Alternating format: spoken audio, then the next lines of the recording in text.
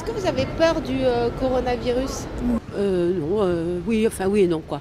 En fait, style on n'y peut rien quoi, fataliste. Parce qu'on ne sait pas d'où ça vient, comment ça vient, où ça vient. Donc ça peut arriver à n'importe quel moment, n'importe où. Donc Vous n'avez pas peur de l'attraper, pas peur des complications? Non, ce que j'ai peur, c'est d'être confiné. Mais dans la profession où je suis, je monte 18 à 20 personnes par jour, donc j'ai moins de chance que dans le métro ou ailleurs, donc je ne me pose pas de problème. J'évite beaucoup, le que je peux, le transport public. J'évite l'agglomération de personnes. Oui, je lève la main toujours. Vous n'évitez pas Mais j'évite pas les transports en commun, j'évite pas les salles où il y a du monde. Je reviens du salon de l'agriculture, voilà. Donc je prends pas de précautions particulières à part me laver les mains et faire attention à ce que je touche.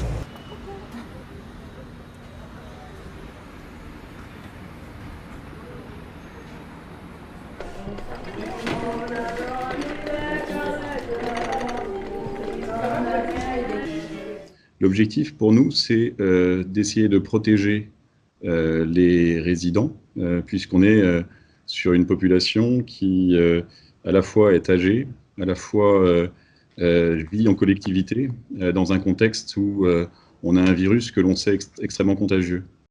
Donc on est extrêmement attentif et rigoureux dans l'application d'un certain nombre de mesures qui ont comme objectif d'éviter en fait que le virus puisse pénétrer à l'intérieur de l'établissement.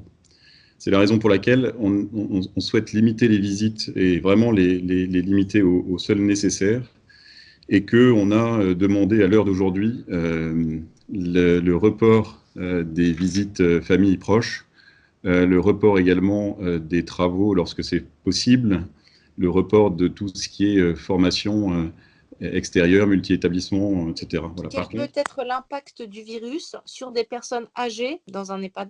Alors, on sait que c'est un virus qui, au niveau symptomatique, va mimer en fait les symptômes de la grippe. Et puis, c'est sûr que sur personnes âgées, la gravité est importante. On sait que la mortalité est plus élevée de façon nette chez cette population que chez une population plus jeune. Donc, on aura température, infection pulmonaire, donc avec une toux, des crachats, etc., notamment de la fièvre, et puis les signes cliniques voilà, qui nous alerteront. Voilà, on sait que le taux de mortalité sera plus important dans ce type d'établissement, raison pour laquelle on ne souhaite pas qu'il y ait des virus qui puissent y rentrer.